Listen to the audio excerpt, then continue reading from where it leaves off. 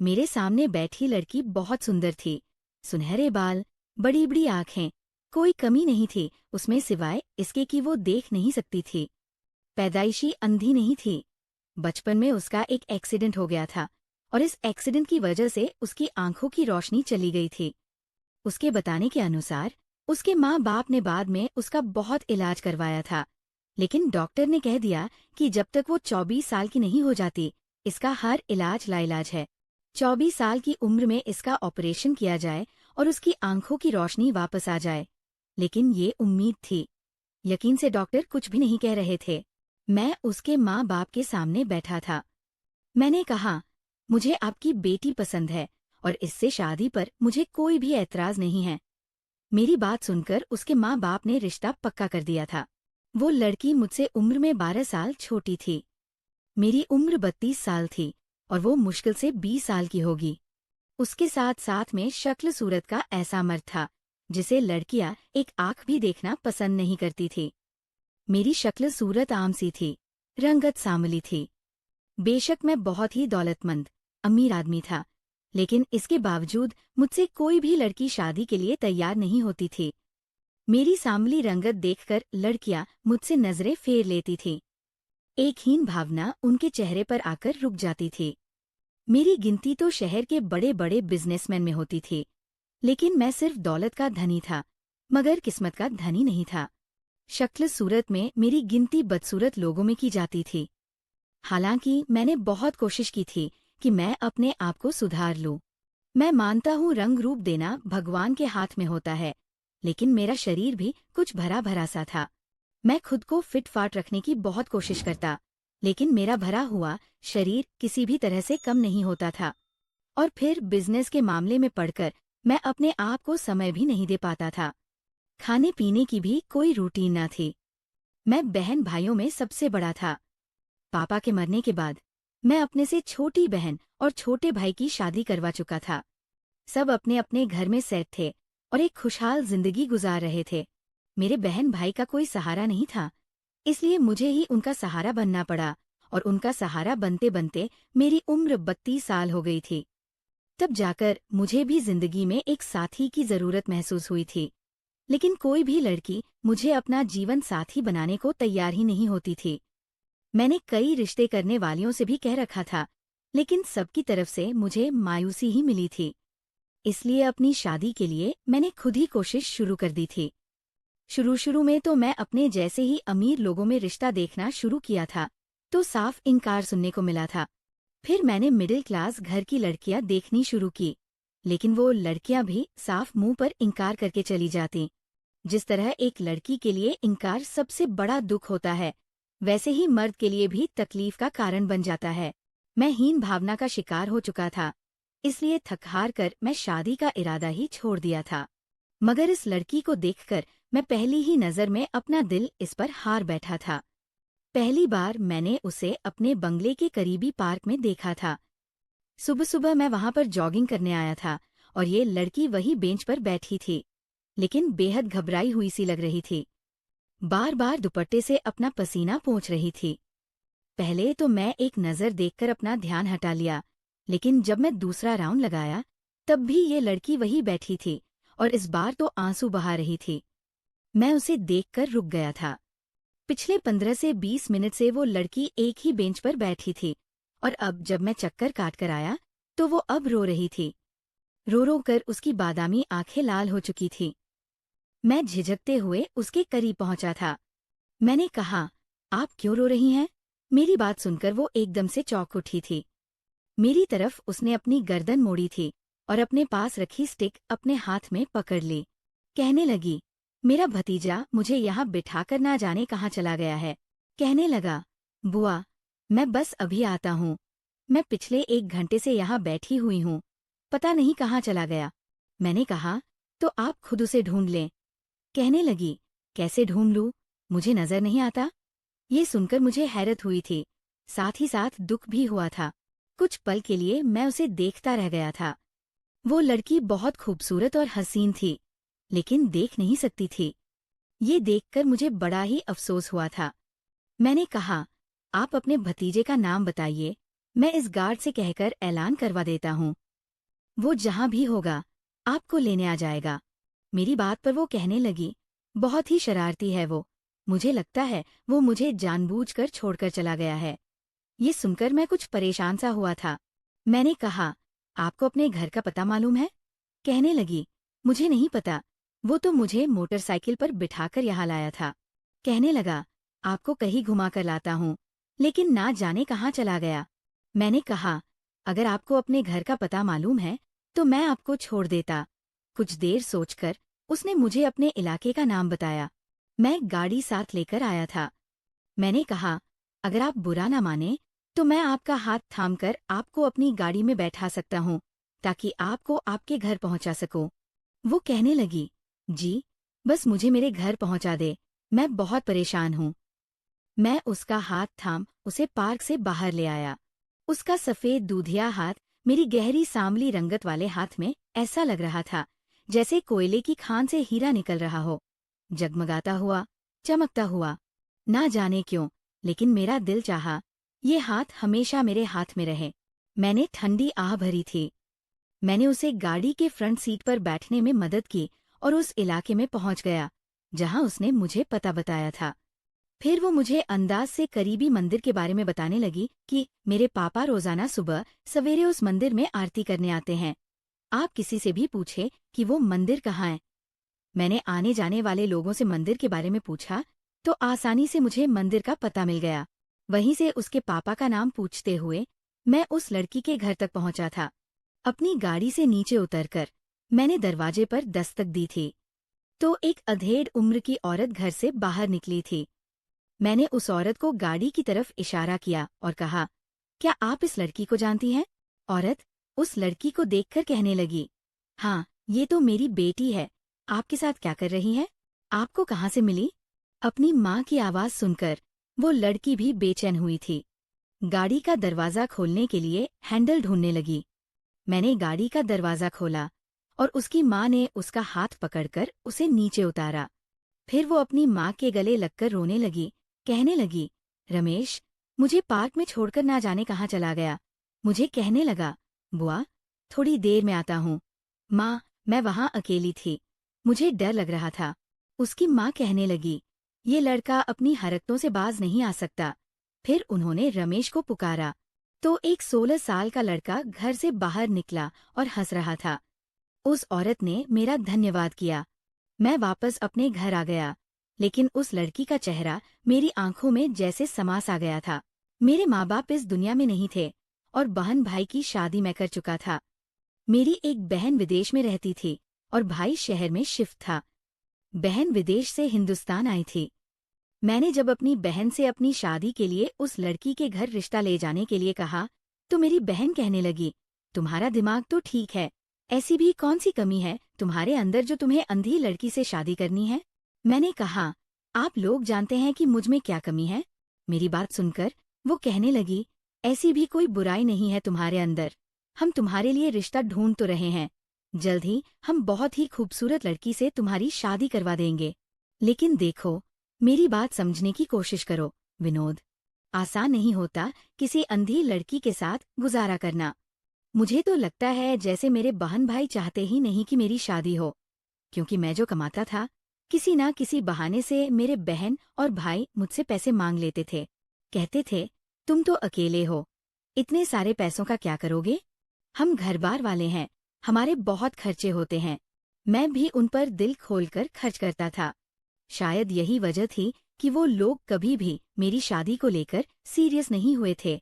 मेरे लिए लड़की ढूंढने के लिए तैयार ना थे। हाँ, मेरा दिल रखने के लिए एक दो बार इधर-उधर मुंह मार लेते थे और आकर कह देते थे कि लड़की वाले राजी नहीं हैं। तुम दिल छोटा मत करो, हम किसी दूसरी लड़की की तलाश करेंगे। और मैं भी उन लोगों की बातों में आ जाता था।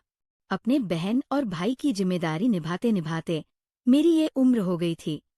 मेरे बहुत ज्यादा जिद करने पर मेरी बहन मेरे साथ उस लड़की के घर रिश्ता मांगने चली गई। उसके माँ बाप पहले तो बहुत हैरान हुए मुझे देखकर। उसके पापा के चेहरे पर कुछ मायूसी छाई थी, लेकिन उसकी माँ खुश थी।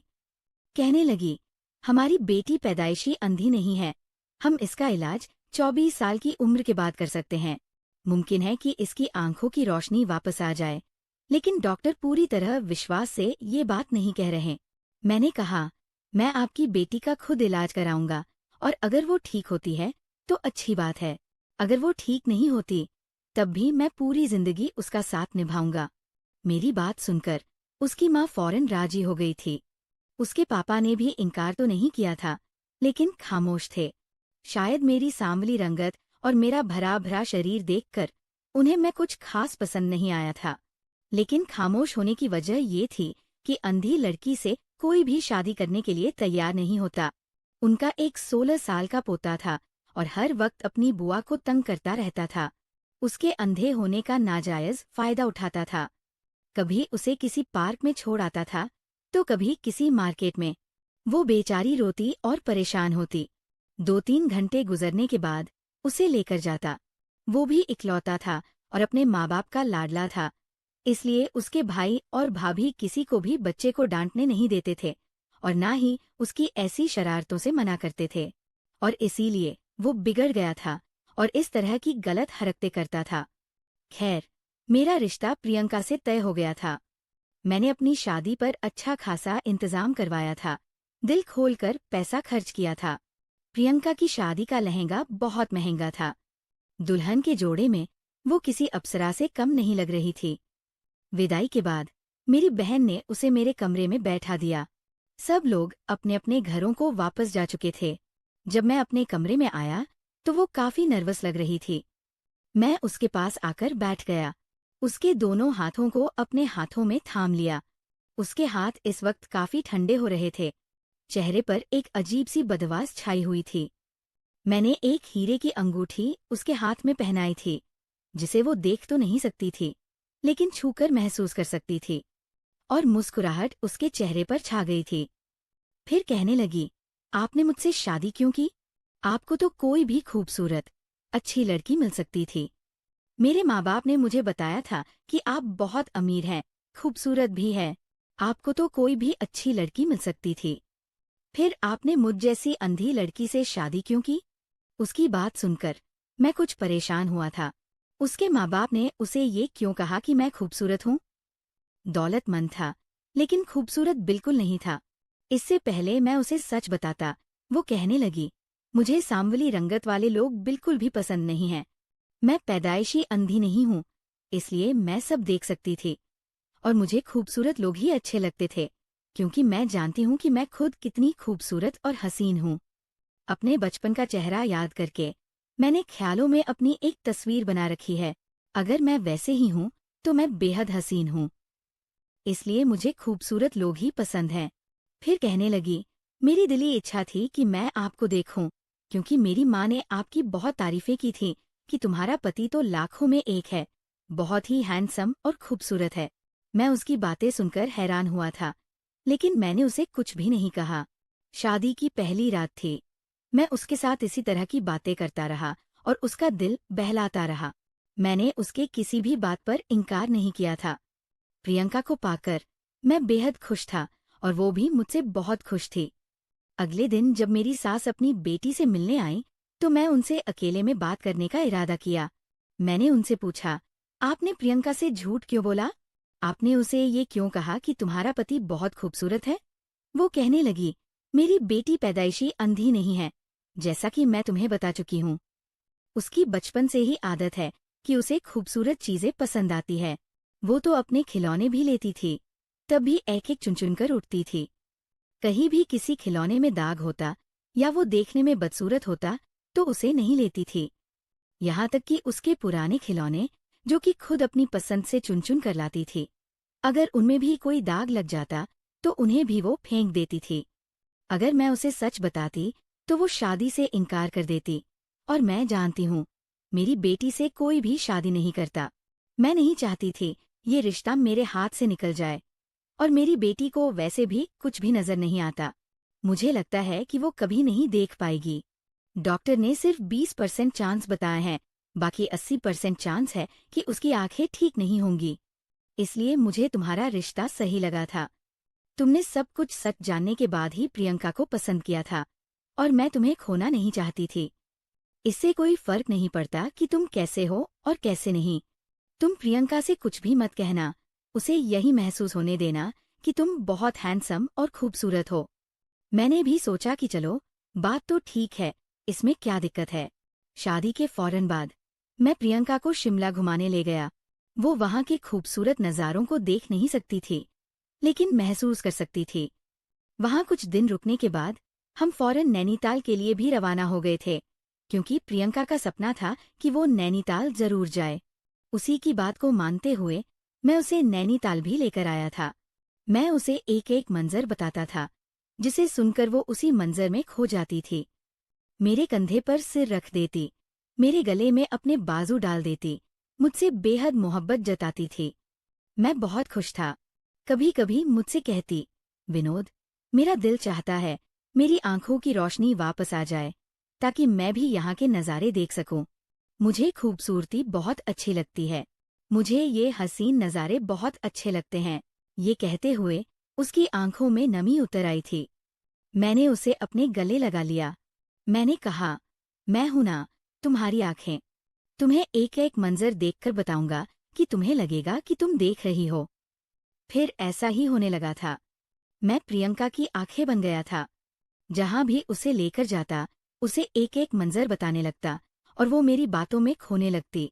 1 महीने तक हम लोग खूबसूरत वादियों में घूमते रहे थे। जब हनीमून से वापस आया तो प्रियंका बहुत खुश थी। कुछ दिन बाद मैं उसे शॉपिंग पर ले गया।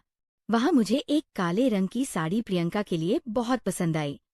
मैंने उसे जब वो साड़ी दी और उसने मुझे उसका कलर पूछा, तो मैंने कहा, काले रंग की है, बहुत ही प्यारी साड़ी है। ब्लैक कलर सुनते ही उसने साड़ी लेने से इनकार कर दिया। कहने लगी, मुझे काला रंग पसंद नहीं है, सख्त नफरत है इस रंग से। प्रियंका की इस बात को सुनकर मेरा दिल धक से हुआ था, लेकिन मैंने जल्दी ही इस बात को अपने दिमाग से झटक दिया और मैंने उसकी पसंद की एक पिंक कलर की साड़ी लेकर दी। खैर, प्रियंका को पाकर मैं बेहद खुश था। समय यूं ही गुजरने लगा था। जैसे जैसे समय गुजर रहा था, मेरी मोहब्बत प्रियंका से बढ़ती जा रही थी। 5 साल का समय गुजर गया था और मेरा ये हाल था कि मुझे अपने आप और अपना घर प्रियंका के बगैर अब अधूरा लगने लगा था। वो जब भी मायके रहने जाती, मैं पीछे से उदास हो जाता। खैर, हम दोनों ही एक दूसरे को पाकर बेहद खुश थे। एक दिन प्रियंका मुझसे कहने लगी, विनोद, मैं 24 साल की हो गई हूँ, इसलिए अब डॉक्टर से बात करो और मेरा ऑपरेशन करवा दो। मैं तुम्हें देखना चाहती हूँ। मेरा सपना है कि मैं अपनी आंखों से सबसे पहले तुम्हें देखूं। उसकी बात सुनकर मेरा दिल जोर से धड़का था। मैं उसकी बात को टालने लगा, क्योंकि उसकी आंखों की रोशनी वापस आ जाती तो उसकी मोहब्बत मेरे लिए खत्म हो जाती। वो शायद मुझसे नफरत करने लगती। मेरी शादी की सालगिरह थी। मैंने प्रियंका से कहा कि वो मुझे बताएं, उसे क्या तोहफा चाहिए। वो कहने लगी, मुझसे वादा करें कि मैं जो मांगूंगी, आप मुझे देंगे। मैंने उससे वादा कर लिया। कहने लगी, मुझे अपनी आंखों की रोशनी वापस चाहिए, आप मेरा ऑपरेशन करवा दें। मैं आपको देखना चाहती हूँ कि आप कितने खूबसूरत हैं। आपके चेहरे को गौर से देखना चाहती हूँ। मैं उसके चेहरे को देख रहा था और सोच रहा था, अब क्या करूं? वो मुझे अपनी जान से ज्यादा प्यारी थी। 5 सालों में उसने मेरा ख्याल खूबसूरत और हैंडसम नौजवान में रखा था। अगर मुझे देखती तो ना जाने उसका रिएक्शन क्या होता। मैं नहीं चाहता था कि वो मुझसे नफरत करे, लेकिन उसकी बात भी नहीं टाल सकता था। मैं उसे डॉक्टर के पास लेकर गया। डॉक्टर ने बहुत ही उम्मीद भरा जवाब दिया था कि आपकी पत्नी ऑपरेशन के बाद ठीक हो जाएगी। लेकिन मुझे सुनकर खुशी नहीं हुई थी। मैं ये सोच रहा था कि मैं क्या करूं। प्रियंका मुझे देखकर शायद मेरे साथ रहना भी पसंद ना करें। जिस दिन उसका ऑपरेशन था, उस दिन मैं हॉस्पिटल नहीं गया था। मैंने उस दिन अपने घर से अपनी सारी तस्वीरें छुपा दी थी। नौकरों को भी अच्छे से समझा दिया था कि उन्हें क्या करना है, क्या नहीं। वो मेरी बात सुनकर मुझे हैरत से देख रहे थे, लेकिन हुक्म के गुलाम थे। प्रियंका का ऑपरेशन हो चुका था। मुझे डॉक्टर का फोन आया कि आपकी पत्नी का ऑपरेशन कामयाब हुआ है और वो इस वक्त आपको बुला रही है। मैंने प्रियंका से फोन पर बात की थी। मैंने उससे कहा, मुझे अचानक शहर अपने भाई के पास जाना पड़ गया, क्योंकि मेरे छोटे भाई की तबीयत अचानक से बहुत ज्यादा खराब हो गई थी। मैं 1 महीने से पहले वापस नहीं आ सकता। ये सुनकर वो मुझसे लड़ने लगी। कहने लगी, आप कैसे मुझे छोड़कर जा सकते हैं? मैंने कहा, प्रियंका, समझने की कोशिश करो। मैं तुमसे बहुत मोहब्बत करता हूँ और मैं भी चाहता था कि सबसे पहले तुम मुझे देखती। लेकिन ये भी तो सोचो, मेरा भाई भी मेरे लिए बहुत जरूरी है। अगर उसकी हालत इतनी ज्यादा खराब ना होती तो मैं कभी भी यहाँ नहीं आता। मेरी बात सुनकर वो भी थोड़ा मेरी बात को समझ गई थी। मैंने कहा, बस 1 महीने की बात है, मैं जल्दी ही लौट आऊंगा। 2 दिन बाद ड्राइवर के साथ वो घर आई थी। जब लाउंज के अंदर आई तो मैं एक पुराने कपड़े पहने वहां खड़ा था, बिल्कुल एक नौकर के हुलिये में। मुझे देखकर पूछने लगी, तुम कौन हो? मैं अपनी आवाज बदलकर कहा, मैं साहब जी का नौकर हूँ। उन्होंने मुझे खास आपके लिए रखा है ताकि आपका ख्याल रख सकूं। वो सीधा अपने कमरे में चली गई। उसके चेहरे पर मुझे देखते ही हीन भाव आने लगे थे, जिसे देखकर मुझे दुख हुआ था। कहने लगी, मेरे पति को मेरी आदत का अच्छी तरह पता है कि मुझे बदसूरत लोगों से नफरत है। फिर भी विनोद ने मेरे लिए तुम जैसे नौकर को चुना। उसकी बात ने मेरा दिल तोड़ दिया था। वो अपने कमरे में चली गई थी। मैंने एक जूस का गिलास लिया और बहाने से उसके कमरे में दाखिल हुआ। वो इस वक्त अलमारी की दराज खोलकर ना जाने क्या तलाश कर रही थी। मैंने जूस साइड टेबल पर रखा। मैंने कहा, मैडम जी, आप क्या ढूंढ रही हैं? मुझे बताएं, मैं आपको ढूंढ कर दे देता हूँ। मैं मलिक का बहुत ही वफादार नौकर हूँ।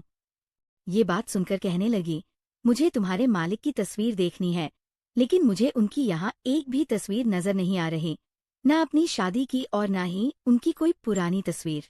हालांकि विनोद ने तो मुझसे कहा था कि इस कमरे में हमारी शादी की तस्वीर लगी है।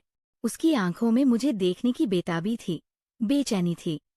मैंने कहा, मुझे तो इन चीजों की खबर नहीं है मैडम जी, लेकिन आप साहब को क्यों देखना चाहती हैं? वो कहने लगी, 5 सालों में मैंने उन्हें कभी नहीं देखा। मुझे ख्वाहिश है कि मैं अपने पति को देखूं। वो देखने में कैसा है? मैंने सुना है कि बहुत खूबसूरत हैंडसम है। मैंने कहा, साहब 1 महीने बाद वापस आ जाएंगे, तो आप देख लेना। फिलहाल तो आप ये जूस पी ले। ये कहकर मैं कमरे से बाहर जाने लगा। तो कहने लगी, बात सुनो जरा। मैंने कहा, जी? कहने लगी, तुमने तो देखा है ना अपने साहब को, तो मुझे बताओ वो कैसे हैं? मैंने कहा, मैडम जी, मैं उनका वफादार और नमक हलाल नौकर हूँ। मुझे तो वो हर हाल में अच्छे ही लगेंगे। मैं तो उनकी तारीफ ही करूंगा। मैं नहीं जानता कि आपके नजदीक अच्छे होने की कसौटी क्या है, अंदरूनी खूबसूरती या फिर इंसान की बाहरी दिखावे की खूबसूरती। ये बोलकर मैं कमरे से बाहर निकल आया। मैं अब प्रियंका का हर तरह से ख्याल रख रहा था, लेकिन मुझे अपना कारोबार भी देखना था। इसलिए दिन के वक्त मैं ये बहाना करके चला जाता। मुझे साहब के ऑफिस के मामले भी देखने होते हैं, क्योंकि उन्हें मुझ पर भरोसा है। जब मैं ऑफिस जाता तो वहां जाकर प्रियंका को कॉल करता और विनोद बनकर उससे बात करता। वो कहती, मुझे वीडियो कॉल पर बात करो, मैं तुम्हें देखना चाहती हूँ। आखिर तुम क्यों मेरे सामने नहीं आते? जब से हमारी शादी हुई है, मेरी बस यही इच्छा है कि मैं तुम्हें देखूं। मैं उसे कहता, बस 1 महीने की बात है, मैं आऊंगा तो सारी जिंदगी हमें साथ ही गुजारनी है। जहां तुमने इतना सब्र कर लिया, वहां कुछ दिन और कर लो। मैं चाहता हूं कि मैं जब तुम्हारे सामने आऊं तो उस समय मुझे देखो। वीडियो कॉल पर मैं तुमसे बात नहीं कर सकता। रात को जब मैं घर आया तो प्रियंका नौकरों पर चिल्ला रही थी, कह रही थी, ऐसा कैसे मुमकिन है कि तुम्हारे साहब की एक भी तस्वीर इस घर में मौजूद ना हो? जैसे ही मैं अंदर दाखिल हुआ, नौकर मुझे देखने लगे। मैंने उन्हें चुप रहने का इशारा किया। वो सब लोग चुपचाप प्रियंका की बात सुन रहे थे, लेकिन कोई भी जवाब नहीं दे रहा था। बस वो यही कहे जा रही थी कि मुझे कोई भी एक तस्वीर अपने मालिक की ढूंढकर लाकर दो। मैं पूरा घर देख चुकी हूँ, मुझे कहीं भी विनोद की तस्वीर नजर नहीं आ रही। वो क्यों मुझसे अपने आप को छुपाना चाह रहा है? उसकी बेचैनी और बेताबी देखकर मैं उसके पास आ गया। मैंने कहा, मैडम जी, मालिक बहुत अच्छे हैं और खूबसूरत भी बहुत हैं, बस देखने वाले की नजर होनी चाहिए। आप क्यों नौकरों के साथ लड़ रही हैं? बड़ी मुश्किल से मैंने उसे बातों से बहलाया था। उसके ख्यालों में अपना वही नक्शा बना रहा था जो उसकी माँ ने बनाया था। हालांकि मैं ये जानता था, ये सब कुछ ज्यादा दिनों तक नहीं चल सकता। एक बार मैं रात को इतना ज्यादा बेचैन हुआ कि सोते हुए मेरी आँख खुल गई। मैं उठकर बैठ गया। मेरी आंखों से आंसू बहने लगे थे। रो रो कर मैं भगवान से प्रार्थना कर रहा था, मेरी पत्नी के दिल में मेरी मोहब्बत पैदा कर दे। तू सबसे बड़ा है भगवान, तू ही सब कुछ कर सकता है। तेरी कृपा के बिना हम लोग कुछ भी नहीं। रिश्तों की डोर तेरे हाथ में है, रंग रूप कोई भी अहमियत नहीं रखता। हे भगवान, तू जानता है मैं प्रियंका को कितना चाहता हूँ, उससे कितनी मोहब्बत करता हूँ। मैंने कभी उसे किसी चीज की कमी नहीं होने दी, लेकिन उसे खूबसूरत मर्दों से मोहब्बत है और मैं बदसूरत हूँ। ये कहते हुए मेरे आंसू बह रहे थे। एक मर्द के लिए ये बात बहुत दर्दनाक होती है कि उसकी पत्नी उसे देखकर मुंह फेर ले। काफी देर कोशिश करने के बाद मुझे नींद आई थी और मैं सो गया था। लेकिन सुबह मेरी आंख प्रियंका के शोर पर खुली थी। वो ना जाने किस बात पर नौकरों पर चिल्ला रही थी। मैं जब कमरे से बाहर निकला तो कहने लगी, तुम्हारे साहब का मुझे फोन आया है, वो आज रात ही वापस आ रहे हैं, इसलिए उनकी पसंद का सारा खाना 8 बजे तक तैयार होना चाहिए। ये बात सुनकर मैं जितना भी हैरान होता उतना कम था। आखिर उससे किसने बात की थी? मुझे देखकर कहने लगी, तुम्हें एयरपोर्ट जाने की जरूरत नहीं है, विनोद कह रहे थे कि वो खुद ही वापस आ जाएंगे। मैं तो उसकी बातें सुनकर परेशान हुआ था। आज उसने ब्लैक साड़ी पहनी थी, तैयार भी बहुत अच्छे से हुई थी। उसे इतना सजा सवरा देखकर मैं हैरान हुआ था। मुझसे कहने लगी, फूलों के गजरे लाकर दो, मुझे विनोद को बहुत पसंद है। ये सुनकर मैं उसे देखे जा रहा था। मेरी समझ में नहीं आ रहा था कि ये सब चक्कर क्या है। जैसे जैसे समय आगे की तरफ बढ़ रहा था, मैं परेशान सा होता जा रहा था। रात को 8 बजे एक हैंडसम सा नौजवान घर में दाखिल हुआ था। उसे देखकर मैं हैरान था, लेकिन प्रियंका राहुल कहते हुए उसकी तरफ बढ़ी थी। लेकिन इससे पहले कि वो उस लड़के के गले लग जाती, मैंने उसका हाथ पकड़कर रोक दिया था और उस लड़के को बड़े गुस्से से घूरा था। प्रियंका कहने लगी, ये क्या बदतमीजी है, छोड़ो मेरा हाथ। विनोद देखो अपने नौकर को। मैं उस लड़के से पूछा, कौन हो तुम? वो कहने लगा, मैं विनोद हूँ, इस घर का मालिक। मैंने कहा, बकवास मत करो, विनोद मैं हूँ और इस घर का मालिक भी मैं हूँ। अगर तुमने सच नहीं बताया तो तुम्हें पुलिस के हवाले कर दूंगा, मैंने गुस्से से बोला था। मेरी बात सुनकर वो लड़का प्रियंका से कहने लगा, आपका काम हो गया, मैडम जी, मेरे पैसे मुझे दे ताकि मैं यहाँ से जा सकूं। ये सुनकर मैंने हैरत से प्रियंका को देखा था। ये सारा ड्रामा प्रियंका का रचाया हुआ था और उसने अपने पास से उसे पैसे निकाल कर दिए। वो लड़का जा चुका था। मैं सोच भी नहीं सकता था वो ऐसा कुछ भी कर सकती है। सच उसके सामने आ चुका था और मैं उससे नजरें भी नहीं मिल पा रहा था, इसलिए सीधा अपने कमरे में चला गया। मैं जानता था अब वो रोएगी, धोएगी, मुझसे तलाक मांगेगी, मुझसे अपनी नफरत का इजहार करेगी। वो कमरे में आई और कमरा जोर से बंद किया।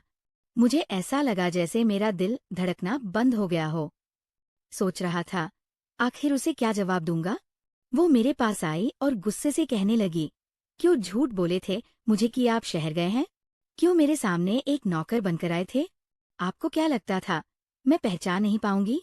मैं अपनी आंखों के बिना रोशनी के भी आपकी एक एक नक्श को छूकर अपने दिल की आंखों से आपको देख लिया था। मैं जानती थी कि आप कैसे हैं। मैंने आपको पहले ही महसूस कर लिया था। आपने कैसे सोच लिया मैं आपको देखकर आपको दुत्कार दूंगी? वो भी ऐसे इंसान को जिसकी आंखों से मैंने दुनिया को देखा था। वो रोए जा रही थी और मैं उसे हैरत से देख रहा था। कहने लगी, विनोद, मुझे आपसे मोहब्बत है, मुझे कोई फर्क नहीं पड़ता कि आपका रंग सांवला है। ये कहकर वो मेरे सीने से लग गई थी। मुझे लगा जैसे किसी ने मुझे नई जिंदगी दे दी हो। फिर हम एक दूसरे के साथ हंसी खुशी रहने लगे।